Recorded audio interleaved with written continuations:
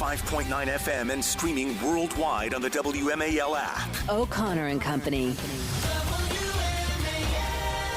It is 6:37. It's O'Connor and Company. Thanks for tuning in here on this Wednesday morning.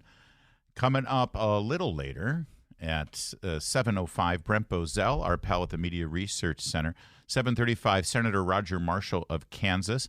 8:05 brings us Steve Malloy, formerly of the EPA under President Trump. And then at 8:35, Hollywood hotshot Kirk Cameron, who's coming to town with a brand new children's book situation for the good parents of Northern Virginia. I'm Larry O'Connor with my co-host today, who has a very musical name, Angela Morabito. It sounds like a conga of some kind, Angela. Oh, I love that. I've never heard it said that way, and I'm all about it. Thank you. Angela Morabito. You know, I've been to many swanky D.C. parties, and you know who's always leading the conga line of conservative commentators? The one and only Cal Thomas. Cal, good morning, sir. Good to talk with you. Very good. Very good. Always good to talk to you. Hope you can hear me. I'm hearing a little interference, probably for the Russians. No, you sound great. Thank you. So I appreciate you pushing through it. Hey, before we go on to the subjects, I was just listening to the weather forecast, the cold weather in the D.C. area.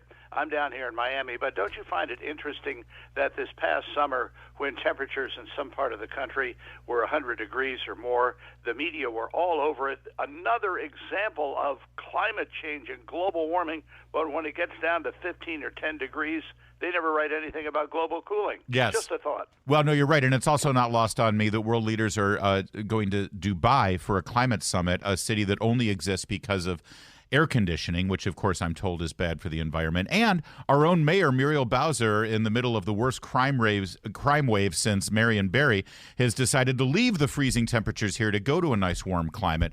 Good for her. Glad that she can do that, and all the spewing of carbon emissions from her airplane flying over to Dubai. Dubai. And by the way, do you know why they don't have repeat offenders in a lot of these Arab countries? They don't have repeat offenders. Oh, right. Yeah, exactly. I mean, I'm not suggesting we should embrace those harsh penalties here in D.C., but maybe at least incarcerating somebody once in a while might do the trick. Yeah, how about that? That used to be called just desserts, as I recalled. Well, you know, you noticed earlier, Cal, that Biden is currently showing a lot of weakness in the black vote. Which was a big part of not just him winning the general election, but certainly getting the nomination. Everyone will remember the South Carolina primary where the black vote came out for Joe Biden thanks to the urging of Barack Obama and James Clyburn. Is it possible that is it possible, Cal, that the horrific, violent crime rates that we're seeing in D.C., in Baltimore, in Detroit, in Cleveland, in New York, is that part of why Joe Biden is losing support? I think it's part of it, Larry, but it's also a new generation of African-American people who are looking back and, it's like what Trump said in 2016, addressing a black audience. He said, look, you've been voting for these people for 40 years. What have they done for you? Yeah. Your schools are a mess. The crime is a mess in your major cities. Just everything's a mess. And I think it's a great question. They haven't done anything for them. And so I think younger black voters are looking at this and saying, we can do better than this. And they're even suggesting they might vote Republican. Two new polls out, one the New York Times, Siena College, and another one have shown a rapid decline in the black vote. Now, it's not huge, but it's enough that it's no longer solid and can't be counted on by the Democrats. And this, of course, has been part of their solid base for 4 to 5 decades. If they lose even, say, 10 or 15% of that vote, and all other things being equal, they're going to have a very difficult time next year.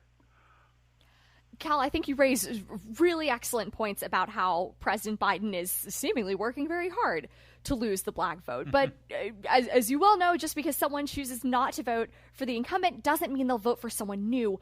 What would your advice be to any Republican candidate if they are trying to win this group of voters over to their side? Well, the Democrats are already running ads on primarily African-American radio stations and in African-American newspapers in certain communities. But I think I would pick up on what Trump said over 4 years ago.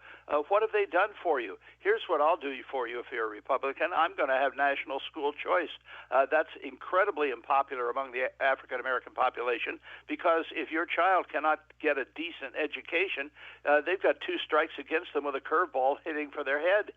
That's a major thing. Then we're going to really deal with crime. We're going to rearm the police. We're going to hire more police. We're going to focus on your neighborhoods because we understand you are the primary victims. You African-American voters are the primary victims of crime as well as the perpetrators. And we're going to do something about that. We're not going to have no bail anymore. If you do the crime, you're going to do the time. It's as simple as that, and I think that will resonate in the black community. Hey, Cal Thomas, before we part ways here, I need you to listen to this real fast. Happy birthday to you. Happy birthday to you. Happy birthday. Cal Thomas. Happy birthday, Cal. I wanted to do a duet with Marilyn Monroe since I was a little kid. So thank you. Well, it's coming up Saturday. It'll be the only time of the year when Joe Biden and I have something in common. Oh.